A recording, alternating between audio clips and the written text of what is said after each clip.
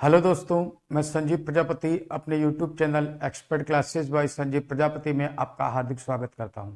दोस्तों, जैसा कि आप सबको मालूम है, आजकल हम लोग daily science for competitive exam series पढ़ रहे हैं।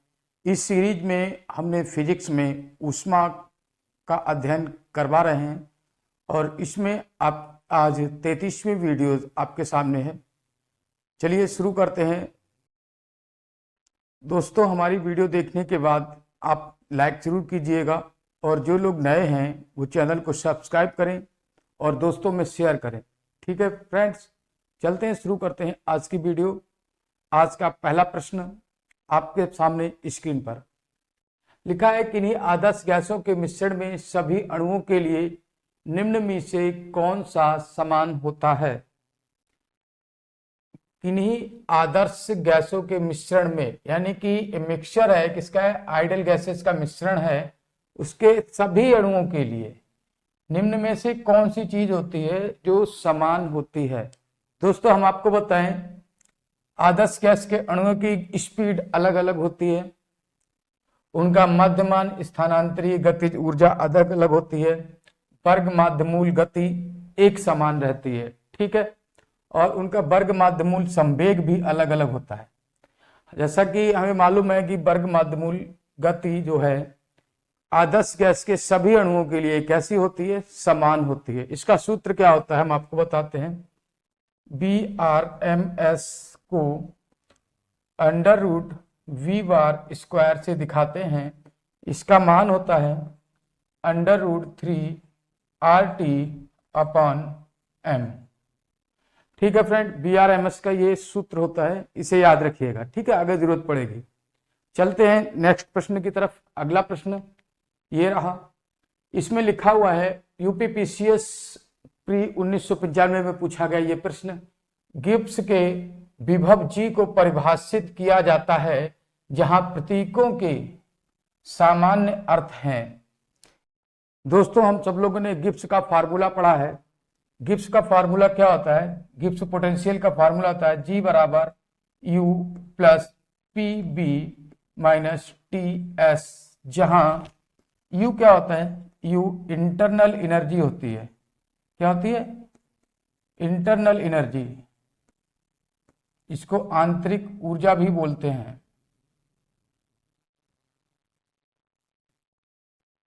ठीक है, अब P क्या है, P प्रेशर होता है। क्या होता है, प्रेशर। और V वॉल्यूम को डिनोट करता है, और साथ ही T जो होता है वो टेम्परेचर को डिनोट करता है। किसको, टेम्परेचर को डिनोट करेगा। और S जो है ये एंट्रोपी को डिनोट करता है। ठीक है, तो हमारे सामने जो फॉर्मूला है वो फॉर्मूला हमने क्या पढ़ा था, G = U + PV - TS। ठीक है, ये फॉर्मूला कहां पर है, ये फॉर्मूला ये रहा। ठीक है, जो गिब्स को पोटेंशियल को प्रभाषित करता है। ठीक है, चलें देखते हैं हम नेक्स्ट प्रश्न। अगला प्रश्न प्रवक्ता एग्जाम 2004 और PCS में 2 बार पूछा जा चुका है। PCS में 1995 और 1997 में पूछा गया प्रश्न है ये। देखते हैं क्या लिखा है, the ratio of root mean square, ratio पता करना है, of root mean square velocity, average velocity and most probable velocity. ठीक है, इन तीनों का हमें क्या कहते हैं, अनुपात पता करके बताना है।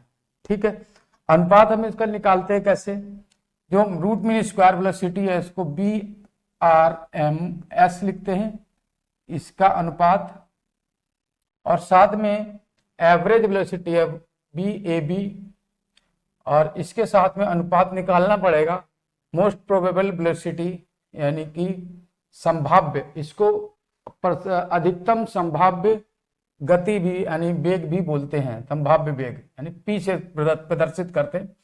अब इनके हम फार्मूले लिख लेते हैं। ठीक है, इसका फार्मूला होता है √3RT/m, और इसका फार्मूला होता है √8RT/πm, और BP का फार्मूला होता है √2 आर टी अपॉन एम। अब इसके बाद में इनको सॉल्व कर लेते हैं। आर टी अपॉन एम से आर टी अपॉन एम और R T upon M cancel हो जाता है।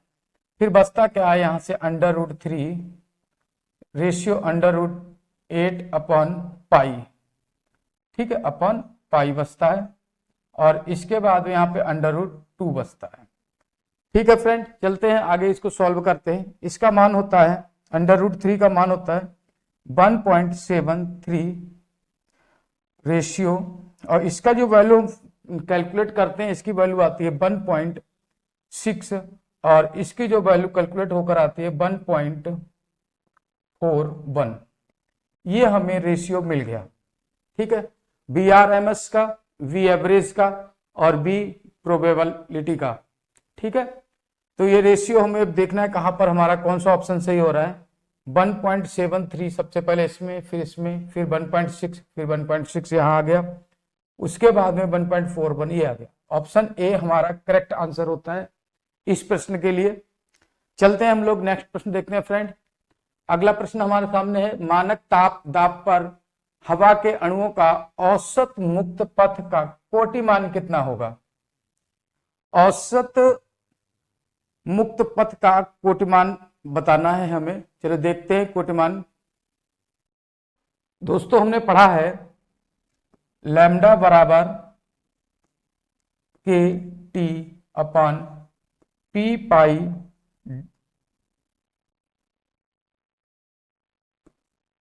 R स्क्वायर, और यहां पर ये जो हमको वैल्यू दी गई है इनकी वैल्यू इस पे पुटअप कर देंगे और पुटअप करके हम इसका मान फाइंड आउट कर लेंगे। ये रखते हैं इसकी वैल्यू 1.38 10⁻⁻23 इंटू इसका होगा 2.73 इंटू 10⁻² अपन में P का मान रखते हैं 10⁵5 और पाई का मान पाई ही रहने देते हैं, और साथ में R का मान रखते हैं 10⁻² का होल स्क्वायर।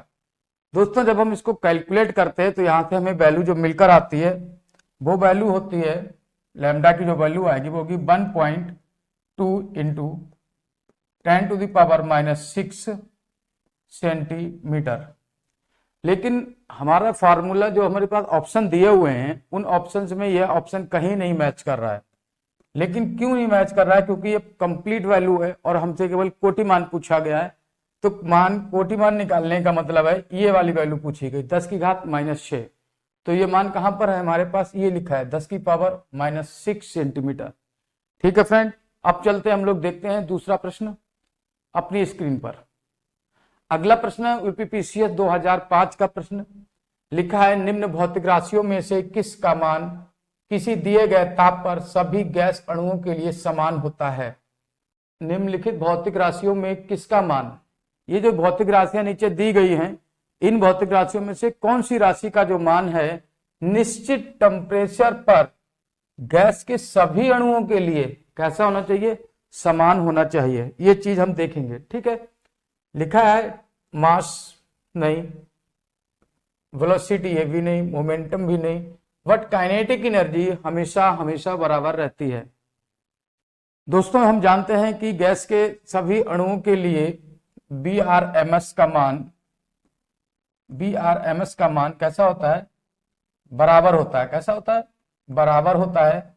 और जब BRMS का मान बराबर होता है, जैसा कि हम पढ़ चुके हैं, तो इसके लिए एनर्जी का मान भी बराबर होता है। गतिज ऊर्जा का मान भी कैसा होगा, बराबर निकल कर आएगा। तो हमारे लिए सही आंसर क्या होगा, हम आपको बताएं, गतिज ऊर्जा का मान निश्चित ताप पर किसी भी गैस के लिए कभी नहीं बदलता है, वो हमेशा सभी अणुओं के लिए कैसा रहेगा, समान रहेगा। ठीक है, चलते हैं नेक्स्ट प्रश्न देखते हैं। अगला प्रश्न यूपीपीसीएस 2005 का प्रश्न। लिखा है सामान्य ताप पर हाइड्रोजन अणुओं का वर्गमूल वेग 2000 मीटर पर सेकेंड है। इसी टेम्परेचर पर ऑक्सीजन अणुओं का वर्गमूल वेग कितना होगा। हम आपको बताते हैं, हमको पूछा, इसकी फार्मूला हमने एक पढ़ा हुआ है V1/B2 = √m2/m m1। इसका यूज करेंगे, वर्ग माध्यमूल वेग कितना दिया है, v1 हमको लिखा है 2000, ठीक है। v2 हमको फाइंड आउट करना है, अंडर रूट m2 की वैल्यू रखें। m2 मतलब क्या हुआ, दूसरा गैस कौन सा, ऑक्सीजन। ऑक्सीजन का जो मास कितना होता है 32, और हाइड्रोजन का अणुओं का क्या होगा 2। भाई अगर परमाणु पूछता तो एक लिखते हैं, यहाँ पे अणु है तो H का, हाइड्रोजन के अणु को हम H2 से डिनोट करते हैं, ऑक्सीजन के अणु को O2 से डिनोट करते हैं। इसका मॉलिक्यूलर वेट 32 होता है, इसका मॉलिक्यूलर वेट कितना 2 होता है, ठीक है। अब इसको कैलकुलेट कर लेते हैं, 2 16 जा 32 है ना। अब इसको सॉल्व करेंगे, B2 इक्वल टू 4। आई बात समझ में। अब यहां से हम क्या करें, V2 की वैल्यू निकाल लेते हैं। तो B2 बराबर हमको यहां से मिलता है अपॉन 4, 4 से डिवाइड करेंगे तो 500 मीटर पर सेकेंड मिलेगा। V2 बराबर कितना मिलेगा, 500 मीटर पर सेकेंड। ये हमारा आंसर हो गया। हमारे लिए ऑप्शन नंबर सी इस प्रश्न का सही आंसर होता है। दोस्तों जहां पर हमें B1 B2 और M1 M2 में अगर रिलेशन मालूम है तो हम अपने इस प्रश्न का आंसर बहुत ही आसानी से निकाल लेते हैं। चलते हैं नेक्स्ट प्रश्न पर। अगला प्रश्न हमारे सामने लिखा हुआ है, गैस का ताप बढ़ने पर अणुओं का औसत मुक्त पथ के बारे में क्या कहा जाएगा, ठीक है। लिखते हैं, लिखा है गैसों का ताप बढ़ने पर अणुओं का औसत मुक्त पथ, ठीक है। औसत मुक्त पथ के लिए क्या करेंगे, हम इसके लिए औसत वेलोसिटी का फॉर्मूला लगाएंगे। औसत वेलोसिटी के लिए बी एवरेज बराबर होता है under root 8 RT upon pi m। इस फार्मूले से अगर हम देखते हैं तो हमें क्या मिलता है, वी एवरेज ये समानुपाती हो जाता है अंडर रूट टी के, ठीक है। तो अंडर रूट टी यानी टेम्परेचर के समानुपाती हो जाता है, टेम्परेचर के वर्गमूल के समानुपाती होता है, ठीक है ना। अब टेम्परेचर को बढ़ा देने पर क्या होता है कि गैस का औसत मुक्त पथ में क्या होती है, वृद्धि हो जाती है। क्या हो जाता है, वृद्धि हो जाती है, यानी इंक्रीजेज। ये आंसर होगा इसका, ऑप्शन एक ठीक करेक्ट आंसर होता है। चलते हैं नेक्स्ट प्रश्न देखते हैं।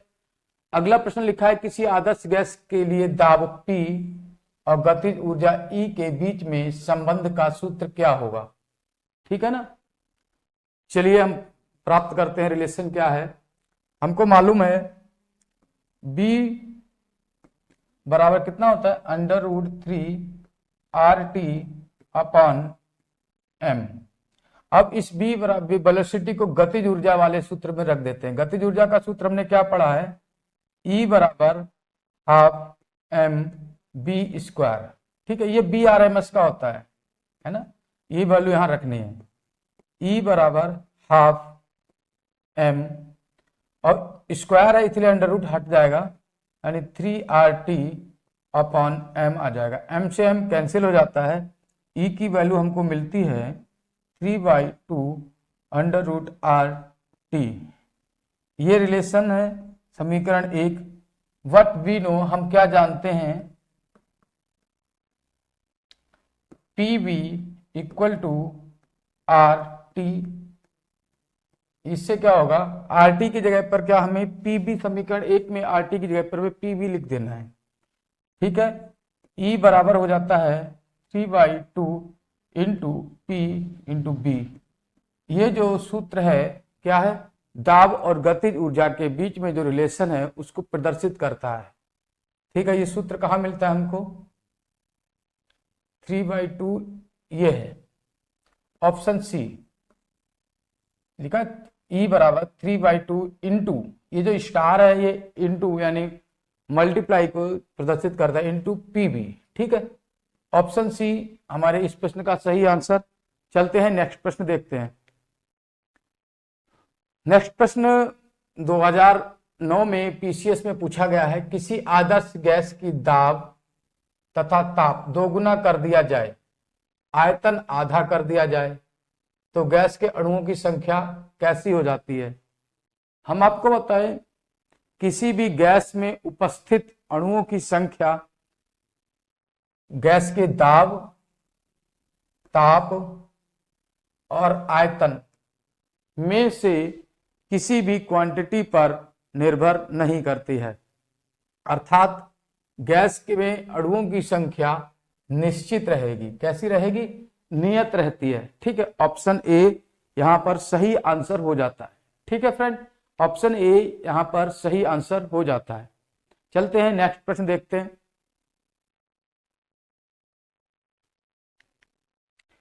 नेक्स्ट प्रश्न हमारे सामने लिखा हुआ है, ऑक्सीजन के अणुओं का वर्ग माध्यमूल वेग कमरे के ताप पर, ऑक्सीजन पहले लिखा हुआ है यहां पर देखिएगा, ऑक्सीजन के अणुओं का वर्ग माध्यमूल वेग कमरे के ताप पर 500 मीटर प्रति सेकेंड है, उसी ताप पर हाइड्रोजन अणुओं का वर्ग माध्यमूल वेग का मान कितना होगा? ये हमसे पूछा गया है। चलिए, हमारे पास फार्मूला होता है V1/V2 इक्वल टू M2/M1।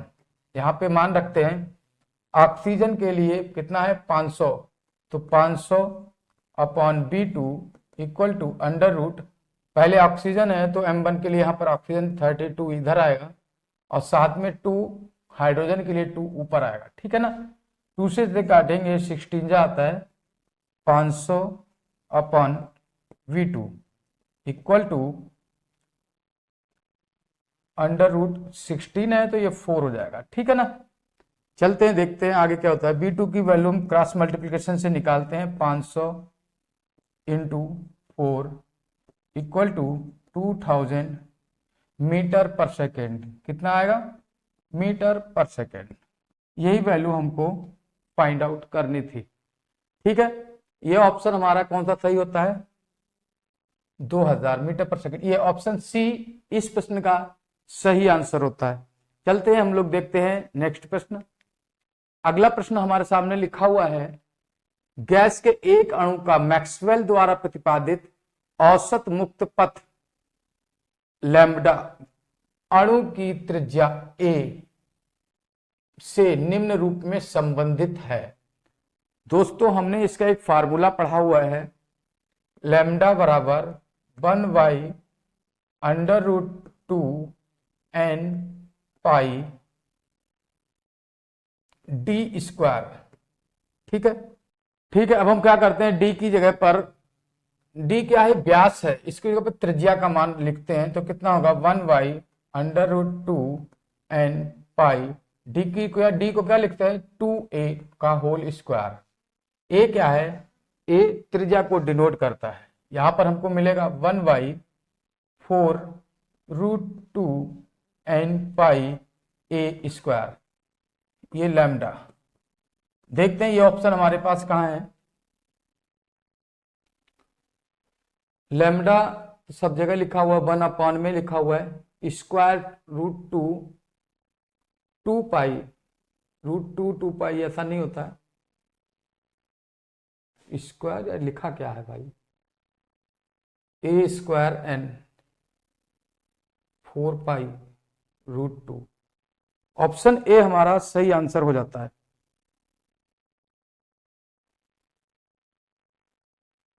यहां पर अगर हम लोग ध्यान से देखें तो ऑप्शन ए हमारा सही आंसर होगा। लिखा है 1/√2 4 पाई, √2 4 पाई a²n। ठीक है मित्र, तो इस तरह से हमारा इस प्रश्न का ऑप्शन ए सही ऑप्शन हो जाता है। ठीक है, चलते हैं नेक्स्ट प्रश्न की तरफ। अगला प्रश्न हमारे सामने लिखा हुआ है, मैक्सवेलियन गैस में यदि BRMS यानी वर्ग माध्यमूल वेग हो तो अणुओं का संभावित सर्वाधिक संभाव्य वेग कितना होगा? ठीक है ना, कहने का मतलब है यहां पर हमको BRMS अगर दिया हुआ है तो हमें संभावित प्रोबेबल वेलोसिटी का मान बताना है। ठीक है, हम जानते हैं प्रोबेबल वेलोसिटी का मान कितना होता है, BP बराबर √2RT/m होता है। ठीक है ना, अब हमको करना क्या है दोस्त, अब हम इसमें 3 से अप, ऊपर और नीचे दोनों तरफ मल्टीप्लाई कर देते हैं। तो हम इस तरह से इस पोर्शन को देखें, इतना पोर्शन क्या होता है? BRMS होता है। क्या होता है ये? BRMS होता है। तो इस तरह से BP बराबर कितना होगा? 2/3 अंडर रूट में इंटू BRMS, कितना हो जाएगा BRMS। तो इस तरह से हमने देखा कि हमारा BP और BRMS का मान हमको मिल जाता है, और यहां पर हमारा रिलेशन कौन सा ठीक हो जाएगा, ऑप्शन हमारा इसमें ठीक होगा 2/3 ये वाला स्क्वायर रूट लिखा हुआ है, ठीक है। तो ऑप्शन सी इस प्रश्न का सही आंसर है। चलते हैं नेक्स्ट प्रश्न देखते हैं हम लोग। नेक्स्ट प्रश्न हमारे सामने लिखा है, किसी निकाय के लिए एंथैल्पी, निकाय के लिए इकाई मात्रा की एंथैल्पी होती है। इकाई मात्रा की एंथैल्पी हमसे पूछी गई है, ठीक है। देखते हैं इकाई मात्रा की एंथैल्पी का सूत्र क्या होता है। हमको मालूम है H बराबर U प्लस P B होता है, जहां H एंथैल्पी को डिनोट करता है, U जो होता है वो इंटरनल एनर्जी होती है। क्या होती है, इंटरनल एनर्जी होती है, और P जो होता है वो प्रेशर को डिनोट करता है, और V जो होता है वो वॉल्यूम को डिनोट करता है, ठीक है फ्रेंड। तो इस तरह से हमारा जो इंटरनल एनर्जी जो कहने का मतलब है एंथैल्पी का सूत्र होता है, ये हमारा एंथैल्पी का सूत्र होता है। ये कौन से ऑप्शन में है, ऑप्शन सी। ऑप्शन सी हमारे इस प्रश्न का सही ऑप्शन है, ठीक है। चलते हैं नेक्स्ट प्रश्न पर। अगला प्रश्न लिखा है, एक गैस के 4 अणुओं का वेग क्रमशः 1, 3, 5, 7 किलोमीटर प्रति सेकेंड है, इसकी वर्ग माध्यमूल वेग चाल क्या होगी। दोस्तों हमें गैस के 4 अणुओं का वेग दिया हुआ है 1, 3, 5, 7 किलोमीटर पर सेकेंड, ठीक है। अब हमें इसका वर्ग माध्यमूल वेग ज्ञात करना है। चलते हैं निकालते हैं वर्ग माध्यमूल वेग। लिखते हैं BRMS बराबर अंडर रूट 1 का स्क्वायर प्लस 3 का स्क्वायर प्लस 5 का स्क्वायर प्लस 7 का स्क्वायर अपॉन 4, ये फार्मूला होता है, ठीक है।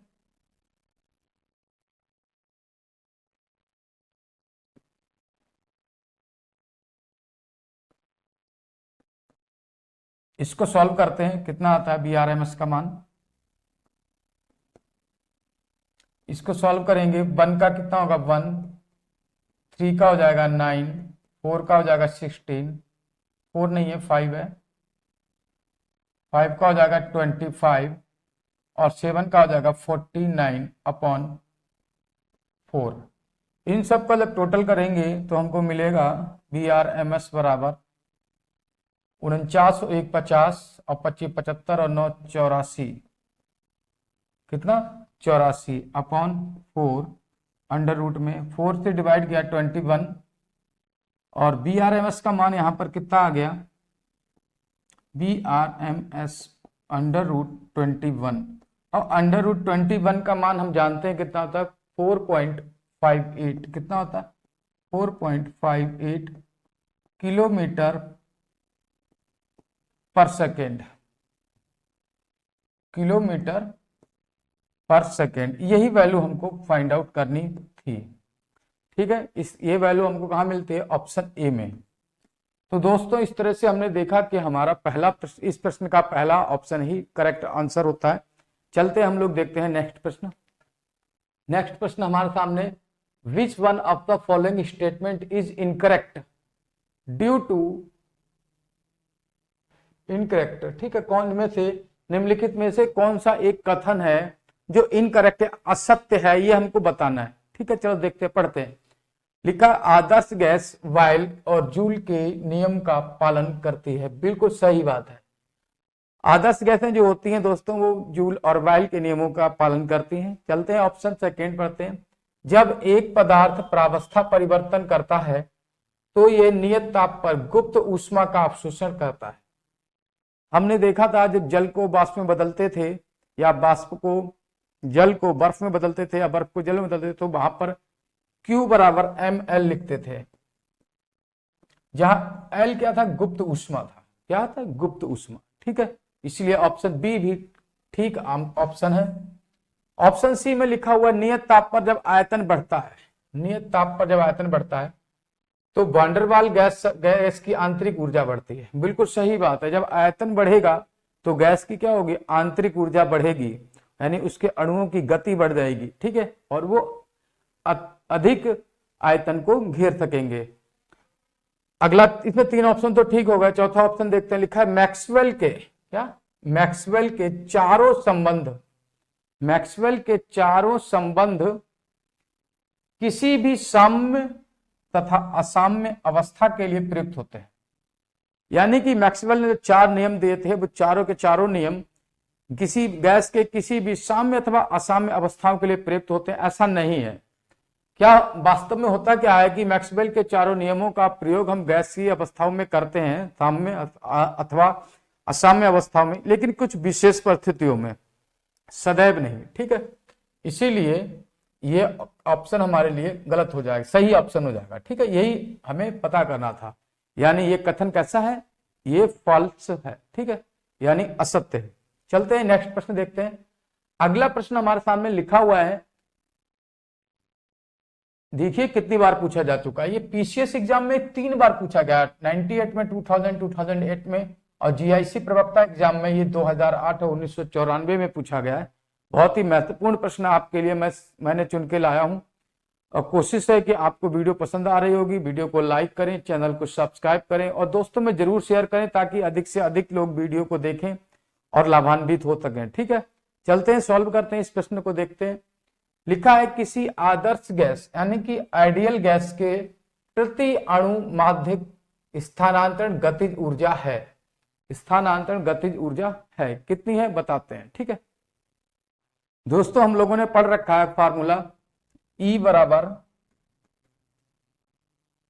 3/2 इंटू आर टी।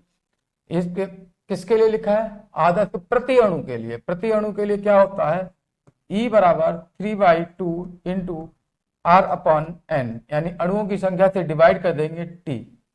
जो आर अपॉन एन होता है ये वोल्टेज मैन कांस्टेंट को सम्मिलित रूप से दिखाता है, ये के टी के बराबर हो जाता है। यही रिलेशन हमको चाहिए।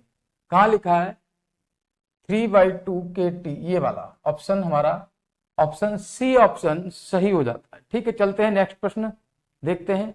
अगला प्रश्न हमारे सामने लिखा हुआ है जो यूपी पीसीएस प्री 1998 में पूछा जा चुका है। अणुओं के वेग वितरण में, अणुओं में वेग वितरण के मैक्सवेल नियम के अनुसार सबसे अधिक संभाव्य वेग क्या होगा, सर्वाधिक संभाव्य वेग कितना होता है। हम आपको बताएं, जब मैक्सवेल के किसी भी नियम के अनुसार अगर देखा जाए और संभाव्य वेग का मान निकाल जाए, उसका जो मैक्सिमम मान जो होता है वो BRMS यानी वर्ग माध्यमूल वेग के बराबर ही होता है, इससे अधिक वेग संभव नहीं है, ठीक है। तो ऑप्शन में देखते हैं, यहाँ लिखा औसत वेग से अधिक, गलत, औसत वेग के बराबर गलत, वर्ग माध्यमूल वेग के बराबर बिल्कुल सही ऑप्शन, ठीक है। अगला लिखा है वर्ग माध्यमूल वेग से कम, ऐसा नहीं है। ऑप्शन सी, जैसा कि हम देख रहे हैं यहाँ पर ऑप्शन सी हमारा करेक्ट आंसर है। चलते हैं हम लोग नेक्स्ट प्रश्न देखते हैं। अगला प्रश्न हमारे पास है, अणुओं का माध्य मुक्त पथ उनके व्यास की निम्न घात के समानुपाती होता है। इसका हमने फार्मूला देखा था, लैम्डा बराबर 1/√2 n पाई डी स्क्वायर, कितना होता है, n पाई डी स्क्वायर, जहां d क्या है, d व्यास को प्रदर्शित करता है। किसको प्रदर्शित करता है, व्यास को प्रदर्शित करता है। तो यहां से हम क्या लिख सकते हैं, लैम्डा समानुपाती 1/d स्क्वायर, इसको ऊपर ले जाएं तो लैम्डा किसके समानुपाती होता है, d की पावर -2। अब इसकी पावर कितनी है, यही तो पूछा गया, -2, पावर कितनी है, -2। तो ऑप्शन यहां पर कौन सा सही होगा, ऑप्शन हमारा सी ऑप्शन ठीक ऑप्शन हो जाएगा, ठीक है। चले नेक्स्ट प्रश्न देखते हैं। अगला प्रश्न हमारे पास एक वान डेर वाल गैस के लिए क्रांतिक तापमान कितना होता है। वान डेर वाल गैस के लिए क्रांतिक तापमान कितना होता है। क्रांतिक तापमान का फार्मूला हम बताते हैं। वान डेर वाल गैस के लिए क्रांतिक तापमान को हम टीसी से प्रदर्शित करते हैं। टीसी का मान देखते हैं, टीसी बराबर होता है 8a/27 RB, टीसी का मान वान डेर वाल गैस समीकरण में हमारे पास मिलता है, यानी क्रिटिकल टेम्परेचर कितना मिलता है 8a/27 ठीक है। तो 27 कहाँ लिखा हुआ है, ये 27 यही लिखा हुआ है, ठीक है। ऑप्शन ए हमारे लिए इस प्रश्न का सही आंसर है, ठीक है। नेक्स्ट प्रश्न हम देखते हैं। नेक्स्ट प्रश्न हमारे पास लिखा हुआ है, ब्राउनियन गति में कण का मध्यमान वर्ग विस्थापन निम्न पर निर्भर करता है। किस किस पर निर्भर करता है? नंबर 1 द्रव का तापमान पर निर्भर करता है, वोल्टेजमैन कांस्टेंट पर निर्भर करता है, प्लांक नियतांक पर निर्भर करता है, गुरुत्वाकर्षण त्वरण यानी स्मॉल जी पर निर्भर करता है। दोस्तों अब हमको बताना है कि कण का जो ब्राउनियन मोशन होता है उसमें कण का जो मध्यमान वर्ग विस्थापन होता है वो किस पर डिपेंड करता है। हम आपको बताएं जो वर्ग का जो विस्थापन, कण का जो विस्थापन होता है वो टेम्परेचर पर डिपेंड करता है और वोल्टेजमैन कांस्टेंट पर निर्भर करता है, ठीक है। ये प्लांक कांस्टेंट और गुरुत्वाकर्षण त्वरण पर डिपेंड नहीं करता। यानी किस किस पर डिपेंड करेगा? ऑप्शन ए और बी पर। लो पहले ही ऑप्शन में लिखा हुआ है ए एंड बी, ठीक है। चले ये हो गया हमारा सही option, option A is correct option, ठीक है। चले नेक्स्ट प्रश्न देखते हैं। अगला प्रश्न हमारे सामने है, बोल्ट्जमैन कांस्टेंट के सार्वत्रिक गैस नियतांक आर तथा अवोगाड्रो नंबर Na में क्या संबंध है? ठीक है, तो हमें बोल्ट्जमैन कांस्टेंट, अवोगाड्रो नंबर और सार्वत्रिक गैस कांस्टेंट में रिलेशन बताना है। देखिए हम लोगों ने बोल्ट्जमैन कांस्टेंट का पढ़ा रखा है, K बराबर R/NA होता है, R/NA होता है, ठीक है। जहां K क्या होता है? K बोल्ट्जमैन कांस्टेंट होता है, R क्या होता है? गैस नियतांक होता है, और Na क्या होता है? ये जो Na है ये एवोगाड्रो नंबर होता है, ठीक है। इसको एवोगाड्रो संख्या भी बोलते हैं। चलते हैं, इसका ऑप्शन हमारा सही होगा K बराबर R/Na। ऑप्शन सी यहां पर सही ऑप्शन है, ठीक है। चलते हैं अगला प्रश्न देखते हैं। अगला प्रश्न दोस्तों हमारे सामने लिखा हुआ है, एक गैस के अणुओं की औसत गतिज ऊर्जा दुगनी हो जाएगी कब? यहां पूछा है कि गैस के अणुओं की औसत गतिज ऊर्जा दुगनी कब हो जाएगी। देखिए हम बताएं, गतिज ऊर्जा का एक सूत्र हम लोगों ने पढ़ रखा है, E बराबर 3/2 इंटू PB से। यहां से अगर इसको हम ध्यान से देखें, अगर P और B में कोई एक चीज बढ़ा दो, दुगना कर दो, और एक चीज को कांस्टेंट रख लो, तो क्या होगा? दुगना हो जाएगा। पहला ऑप्शन देखा, स्थिर आयतन पर, यानी B को कांस्टेंट रख लिया, दाब को दुगना कर दिया। चलो करके देखते हैं। 3/2 दाब को कितना किया? दुगना कर दिया, इंटू B, ये कांस्टेंट रहा भाई, ये कट गया। ऑप्शन क्या आया सोल्यूशन? 3PB। ये 3PB है और वो 3/2PB है, तो वो आधा हो गया, ये कैसा? दुगना हो गया। ये वैल्यू कैसी हो गई? ये वैल्यू दोगुनी हो गई। हमारा तो पहले ऑप्शन में ही काम चल गया, ठीक है ना। इस तरह से हमें क्या थी, हमारा ऑप्शन कौन सा सही हो गया? ए ऑप्शन करेक्ट ऑप्शन हो गया, ठीक है। चले नेक्स्ट प्रश्न है, किसी गैस जो वान डेर वाल गैस समीकरण इतने का पालन करती है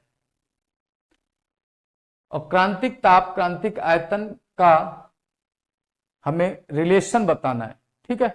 चलते हैं इसका रिलेशन पता करते हैं। इनको हम BC से प्रदर्शित करते हैं। BC बराबर होता है 3NB। किसके बराबर होता है? 3NB। ये होता है क्रांतिक आयतन। अगर इसी तरह से क्रांतिक दाब की बात करें PC, तो हमको प्राप्त हो जाएगा A/27RB। और अगर हम TC की बात करें तो अभी अभी हम पढ़ चुके हैं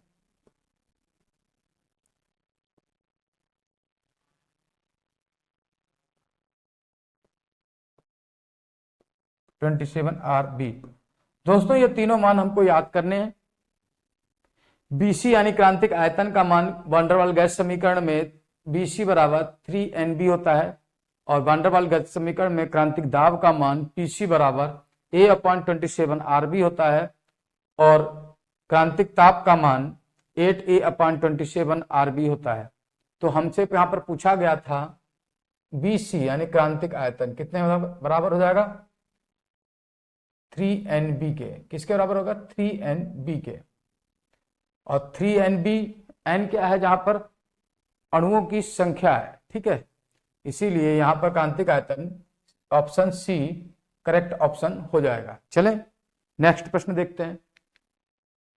नेक्स्ट प्रश्न हमारे सामने लिखा हुआ है, if 2A/RT greater than B for a van der Waals gas, then in Joule Kelvin expansion there will be joule kelvin expansion यानी प्रसार के अंतर्गत 2A/RT ग्रेटर देन B किसको प्रदर्शित करता है, यानी ये कूलिंग यानी शीतलन को प्रदर्शित करता है, हीटिंग या ऊष्मन को प्रदर्शित करता है। ठीक है, हमको बताना है क्या होगा ये। ठीक है, हम आपको बताते हैं 2A/RB, ये जो वैल्यू है यहाँ पर कैसी दिख रही है, अधिक दिख रही है, ग्रेटर देन B। जब ये ग्रेटर देन B होता है तब ये किसको, हीटिंग को प्रदर्शित करता है। किसको प्रदर्शित करता है, हीटिंग को प्रदर्शित करता है। और जब ये 2A/RT लेस देन B होता है तब ये कूलिंग को प्रदर्शित करता है। आई समझ में। तो यहां पर क्या है, ये ग्रेटर देन B है तो ये किसको प्रदर्शित करता है, हीटिंग को प्रदर्शित करता है। चलते हैं हम लोग नेक्स्ट प्रश्न देखते हैं। नेक्स्ट प्रश्न हमारे सामने लिखा है वान डेर वाल्स। नेक्स्ट प्रश्न हमारे सामने लिखा हुआ है, van der Waals joule Thompson प्रसार में ऊष्मा कब पैदा होती है, ऊष्मा कब पैदा होती है। तो हम आपको बताएंगे ऊष्मा कब पैदा होती है, जब T का मान यानी टेम्परेचर का मान, तापमान अधिक होगा तभी तो ऊष्मा पैदा होगी। और यहां पर क्या होता है, यहां पर कंडीशन होती है 2A/RB greater than T less than T। जब ये वैल्यू T से कम हो जाएगी तब यहां पर हीटिंग उत्पन्न होती है। क्या होती है उत्पन्न, हीटिंग उत्पन्न होती है। आई बात समझ में। तो हमारे आज के इस प्रश्न का सही ऑप्शन ए ऑप्शन कैसा होगा, सही ऑप्शन होगा। दोस्तों आज की क्लास का ये अंतिम प्रश्न था। उम्मीद है आपको हमारी क्लास पसंद आ रही होगी। हमारी वीडियो को लाइक करें, चैनल को सब्सक्राइब करें और दोस्तों में जरूर शेयर करें ताकि बहुत सारे बच्चे हैं जो हमारी वीडियो को देखें। हमारी जो वीडियो होती है ये TGT, PGT, LT grade, GIC प्रवक्ता एग्जाम्स के लिए होती है।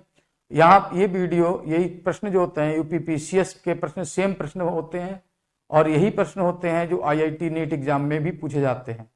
चलिए, हमारी वीडियो देखने के लिए आपका धन्यवाद। Thank you so much.